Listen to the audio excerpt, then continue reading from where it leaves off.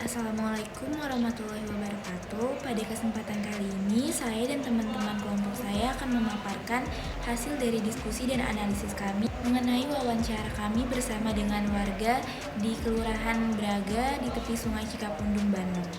Perkenalkan, nama saya Fatiana Danggita Supriyadi dengan 3 digit NPM terakhir 020. Nama saya Angel Febriani dengan 3 NPM terakhir 010. Perkenalkan, nama saya Cut Beningsya Fitri dengan NPM terakhir 029. Perkenalkan, nama saya Riniwati Hamidah dengan 3 digit NPM terakhir 051.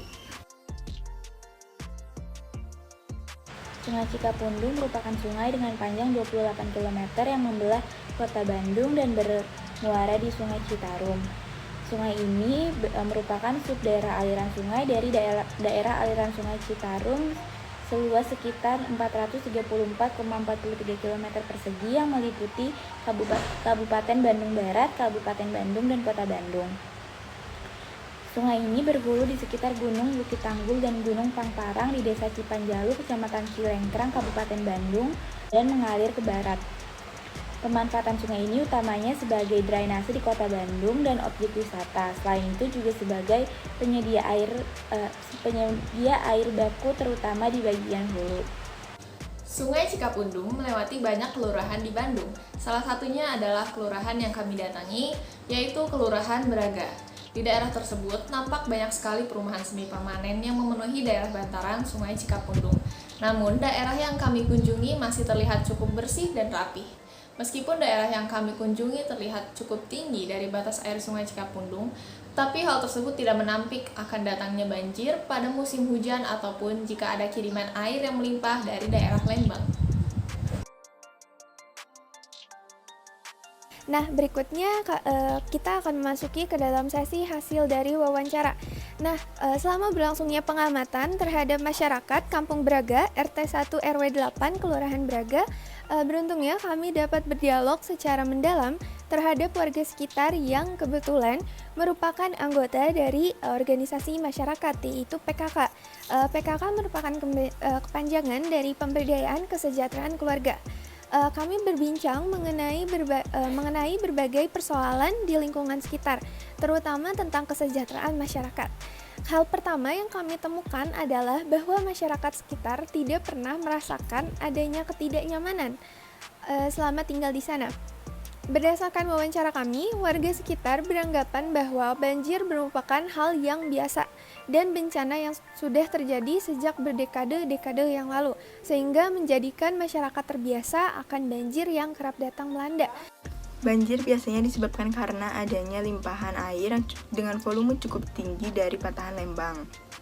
Biasanya ketika banjir melanda, warga yang menjadi korban akan mengungsi ke area yang lebih tinggi, seperti rumah warga yang memiliki lahan yang lebih luas. Terdapat beberapa kegiatan yang dilakukan warga sekitar untuk menanggulangi banjir dan menjaga lingkungan, seperti gotong royong bekerja bakti dan sepakat untuk tidak membuang sampah apapun ke sungai. Terakhir, meskipun dengan berbagai polemik banjir yang hadir di tengah masyarakat, kualitas air pada daerah ini tetaplah bagus sehingga masyarakat tetap terjaga kesehatannya. Adapun dampak yang masyarakat rasakan pasca banjir adalah seperti gatal-gatal di kulit dan ruam-ruam merah. Namun akses kesehatan di daerah ini pun terbilang cukup mudah, dan untuk efek yang terjadi terhadap tumbuh kembang anak, kami melihat para orang tua belum cukup aware akan adanya dampak negatif dari banjir terhadap tumbuh kembang anak. Saat melihat lingkungan sekitar, kami menyadari bahwa masih kurangnya area terbuka hijau untuk anak-anak bermain, sehingga mereka cenderung memanfaatkan bencana banjir sebagai sarana bermain. Selanjutnya, kami akan membahas tentang alasan warga memilih untuk tetap tinggal di wilayah Kampung Braga. Menurut teori Person in Environment dalam ranah kekerabatan atau neighborhood, di mana lingkungan sekitar atau pertetanggaan dapat mempengaruhi perilaku dan karakter individu, hal ini tercermin dalam masyarakat Kampung Braga. Mereka memiliki ikatan antar warga yang begitu erat dan menuntun mereka terhadap berbagai perilaku berdasarkan norma-norma dan nilai tertentu yang dianut. Contohnya, seperti saat kami mewawancarai warga terlihat bahwa masyarakat di sana sangat menaati peraturan yang berlaku, khususnya mengenai larangan membuang sampah ke Sungai Cikapundung. Kami juga melihat adanya kesadaran penuh para warga akan kewajiban menjaga lingkungan yang sudah menjadi kebiasaan turun-temurun. Selain itu, masih berhubungan dengan teori yang sama, pola perilaku yang terbentuk juga syarat akan hubungan kekerabatan yang erat satu sama lainnya. Hal ini terbukti dengan ketidakinginan warga untuk pindah dari Kampung Braga ke daerah yang lain. Bahkan, menurut cerita warga, tidak sedikit orang yang sudah pindah ke daerah lain, namun pada akhirnya memutuskan untuk kembali menetap di Kampung Braga.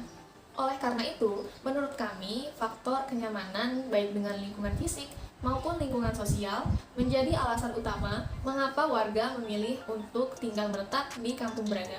Selain teori kekerabatan, teori person in environment juga melihat faktor dari past environment dalam menganalisa individu di lingkungannya. Past environment itu apa? Past environment merupakan suatu kondisi lingkungan masa lalu yang dialami oleh seorang individu. Hal ini terlihat pada masyarakat Kampung Braga dalam menghadapi bencana banjir setiap kalinya. Alih-alih melihat banjir sebagai hal yang menyedihkan, mereka cenderung menganggap banjir sebagai hal yang biasa. Pemikiran ini dapat terbentuk karena sebagian besar masyarakat sudah mengalami peristiwa ini dari sejak generasi ke generasi, sehingga masyarakat pun sudah terbiasa akan kondisi lingkungan tersebut. Bantuan yang diberikan oleh pemerintah pasca banjir kepada masyarakat di sana berupa pemberian sembako, pembangunan dapur umum, pembangunan pompa air, pembuatan biopori. Kemudian selain itu, terdapat juga bantuan yang diberikan oleh pengusaha swasta seperti pengadaan program pembersihan sungai. Dalam bidang kesehatan, pemerintah juga memberikan sumbangsinya kepada masyarakat umum dengan memberikan pelayanan kesehatan berupa dokter yang didatangkan 1 bulan sekali secara rutin. Dengan seluruh upaya yang telah dilakukan pemerintah, warga sekitar telah merasa cukup, namun mereka mengharapkan adanya bantuan berupa dana tunai. Sekian dari kelompok kami, kurang lebihnya mohon maaf. Wassalamualaikum warahmatullahi wabarakatuh.